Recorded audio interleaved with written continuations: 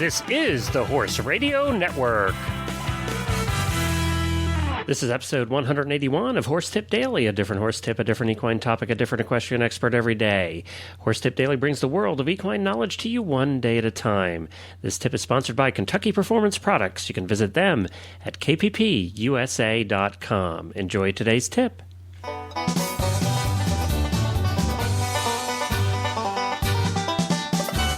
Hi, Glenn the Geek back with you from Lexington, Kentucky, and you're listening to Horse Tip Daily. Well, on today's tip, I thought with spring here, we should take a look again at photography. Everybody's out taking pictures this time of year, so we thought we'd have our photography expert, Scott Trees, back with us. Scott brings us another tip on horse photography. You know, we all want to take better pictures, but none of us really wants to spend the time studying photography, and that's why we have Scott with us. Scott is known worldwide for his images of the horse. He has some fantastic photographs on his website as well. And we'll get to Scott's tip right after this mention of Kentucky Performance Products. Not every horse needs a supplement, and selecting the right supplement for your horse can be a science. Kentucky Performance Products simplifies your search for the right supplement, and they provide products that are scientifically developed to address the specific problems facing modern horses. Their website and customer service people can give you detailed information on each supplement, helping you find the right solution to your horse's problem. You can trust Kentucky Performance Products supplements to provide the ingredients you need in effective amounts so your horse gets the most out of each scoopful. Kentucky Performance Products, helping you keep your horses healthy, sound, and competitive. Visit them at kppusa.com. That's kppusa.com. Let's say hi to Scott. Well, hi, Scott. Welcome back to Horse Tip Daily. Hey, Glenn, how you doing? All right, good. I didn't catch you off guard there, did I? No. I was just trying to get my mind back into my body. Okay. Well, let me know when you have that done. I can just do a commercial or something in the meantime. There's some people that would say it's been out there for a long time, so...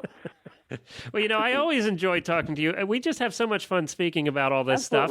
Absolutely. And I think I'm probably a good one to talk to you about this because I don't know very much. So, you know, I'm trying to ask the questions that my listeners are going, what? Well, that's good for me because when you've done this as long as I have, some things very honestly you forget about. And one of the things that I give in my seminars is I say to my students, ask me questions. Because some of it I just take for granted. I just do it. And I don't really think about how I do it or why I do it. I just do it. Well, that's true of all of us at work. I mean, we all do those things at work that we don't think about. We just do them. Right. So questions are good. Unfortunately, my big thing that I keep forgetting to do, and we've done 260 shows now on the network. I keep forgetting to hit the record button. That's kind of in your business. That's important. That'd be sort of like you walking out without your card and hoping to take pictures. Oh, yeah, and I've done that before, and it is so embarrassing. Sorry, can't take any pictures today. Oh, well, it's just, I got some great shots, and no. And actually, that would be one quick tip, is all these digital cameras, you can set them to not take a picture if there's not a card in there. Oh, okay. I shouldn't say all. The 35-millimeter ones, I know you can. There's little custom menus you can put in there to say, don't take a picture if there's not a card in there. Because I literally, I will admit it, I've done it a couple of times, and it's like, oh, no, I can't believe I did that. Well, that's like all of us that used to use film and have the same problem. Oh, yeah, didn't have film in the camera, yeah. But my camera actually won't let you, it just says no card and won't let you do anything. Well, some of them are set up so that you actually have to tell it that. I know the Canons are, and so it's a menu feature. I would be messed up all the time with that. Oh, yeah, it's not fun. No, especially when you're getting paid. Yeah, and it's like it's fortunately you can usually retake it, but sometimes you can't, and it's like But fortunately, the two times it happened to me, it wasn't like it was irreplaceable. Well, that's good. But that one shot in a lifetime. Actually, another quick tip, and it's not something that I was really going to talk about today, but all these recording devices that we use, compact flash cards and SD cards, people need to remember that those are basically miniature hard drives. And they can and will crash. Well, I was told early on, I wanted to ask you if this was still true now that you're on that topic. I was told early on, this is early on before they had 4 gigabyte and 10 gigabyte little cards. It's better to have more smaller cards than one bigger one for your vacation. I I adhere to that philosophy for my work, for sure. I think now, because I've got higher megapixel cameras, my biggest card is, I think I have one 4 gig card, but most of my cards are 2 gig cards, or even I've still got some 1 gig cards. And, I've had these cards go bad, and they do. I mean, it's basically, you're writing zeros and ones onto a little miniature hard drive, and if one of those zeros gets in the wrong place, then the file's corrupted. There is software out there that you can buy that will recover some of this data if it's damaged. A lot of your disks, when you buy them, come with a little built-in software that's on the disk, and just drop that into your desktop and it's there. But I've had 2 or 3 actually shoots that were I lost the shoot because the drive was corrupt. So it's always a good idea to I personally go for the smaller cards. And because they do and can go bad. Well, I have a friend can. who travels a lot and loves to take photos when he's traveling around the world. And what he does, his rule of thumb, because these cards are so cheap now, right? $20. Yeah. So what he does is he buys enough cards. He has enough cards with him that he changes the card every day or two. Right. So that if one of the cards goes bad, he hasn't lost his whole vacation. Exactly. Yeah. And there, as I said, it's kind of like hard drives. If they crash, you can, depending on how they crash. And oftentimes these little drives, when they crash, it's literally something just as simple as zeros in the wrong place, and whatever the software does to get the zero back in the right place to recover it. But you have to have recovery software to do it. Yeah. And so, but just be prepared that and I will also say, to tell you the truth, I washed a couple of my cards 2 years ago, and I'm still using them. So is that right? Yeah. Yeah, I mean, did the pictures look cleaner? I'm not going to say I encouraged that, but what I did was I put them out in the sun on a piece of metal and baked and got them really hot. I baked them dry. I did that with the camera one time 2 years ago. I dropped my phone in the toilet and did the same thing. Actually, yeah. We've all done that, I think. I had a Pentax 645 that I left out in the rain in Florida, and it was drenched. And I put it on a piece of metal in the corner of the barn and shot it that afternoon. And I never sent it to the factory. I told the guys at Pentax at the factory, and they went, "I don't believe that." And I went, "I didn't either, but it's worked fine. I still have the camera."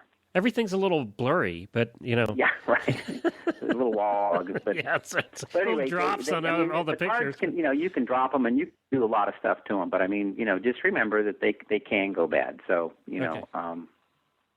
And that wasn't even our tip, I don't think. That wasn't the tip. I actually, after we got to talking the other day, I was thinking about one of the things that I think is important for people to understand, and that's the use of a motor drive. Oh, that's the thing where you can set it to take push like the multiple button pictures. down and pray. Yep, that's what I do a lot. Yeah.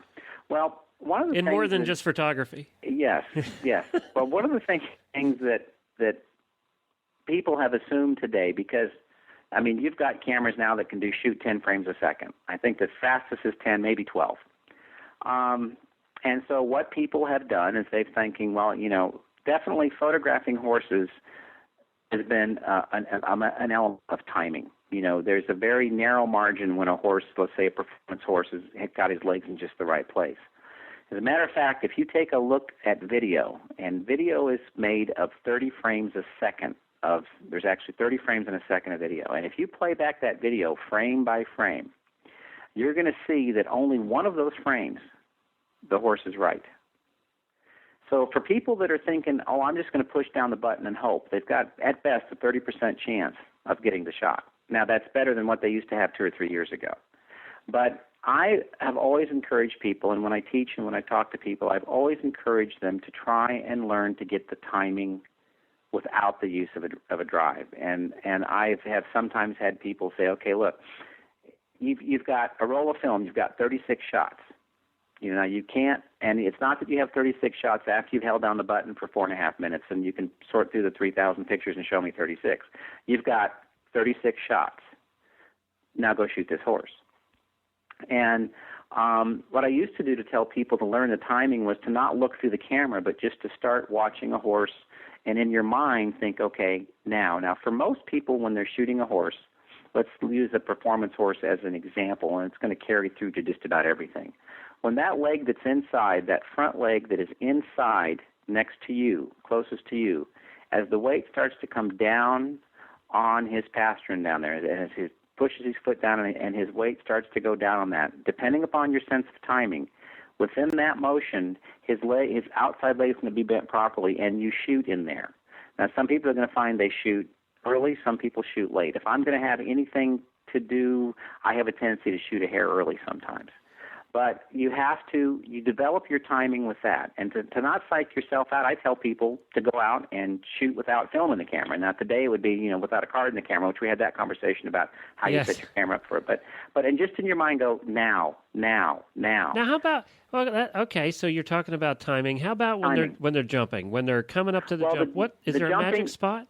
There isn't necessarily a magic spot because all horses jump differently. I mean, and it depends on the size of the fence. It's actually a whole lot easier to shoot a horse going over a big fence than a small fence, because the smaller fences for the bigger horses, they tend to go hop, and their back end doesn't really come over. Right. But you just have to watch when it's sort of like as the back end starts to come off the ground, depending on where you see your timing, it's a little easier, and that's where a horse coming at you. Remember, we talked about angle of motion in one of our discussions.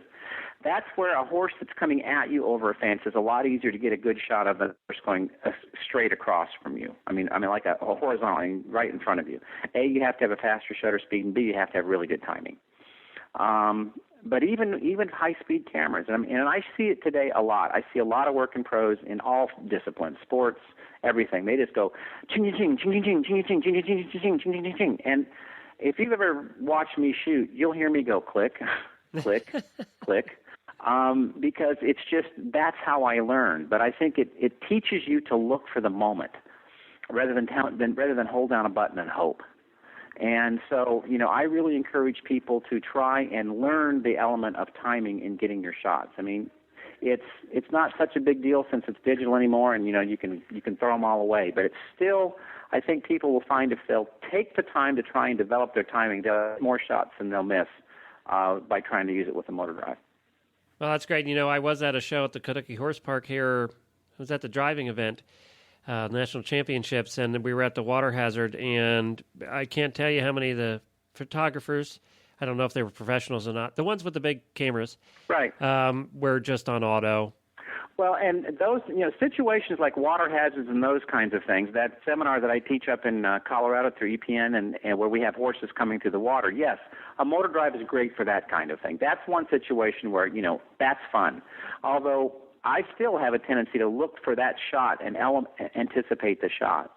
But it's become, and maybe I'm just biased because I've done it a different way before, but I just feel that, the hold down and hope, to me, the challenge is to get the shot and not try and make it happen with 10 frames a second. To me, it sort of takes away from the ability to get the shot in the first place. Right. Okay, great.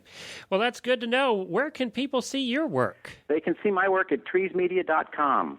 And that's TREES media.com. And they yes, also sir. can buy some of your stuff. They can buy some of my stuff now. Redone here. Yep. Yeah. Well, that's good. And you have some great work there. I encourage everybody to stop over and see it. Scott is truly an artist. They talk about how photography today is getting away from some of the art that was involved years ago, and I think you're the exception to that rule, and I also think that's why you're so popular around the world. Is because I think that's also by virtue of age. Well, watch it there. I think we're about the same age. Well, thank you, Scott. We appreciate it. Thanks so much. Bye.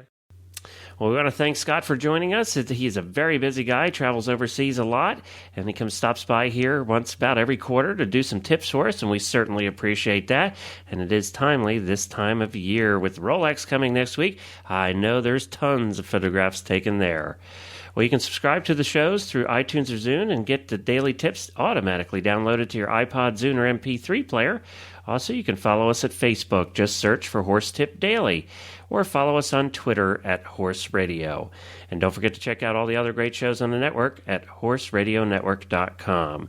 Well, I'll be back again tomorrow with another new expert and a different horse tip. Until then, stay safe, everyone.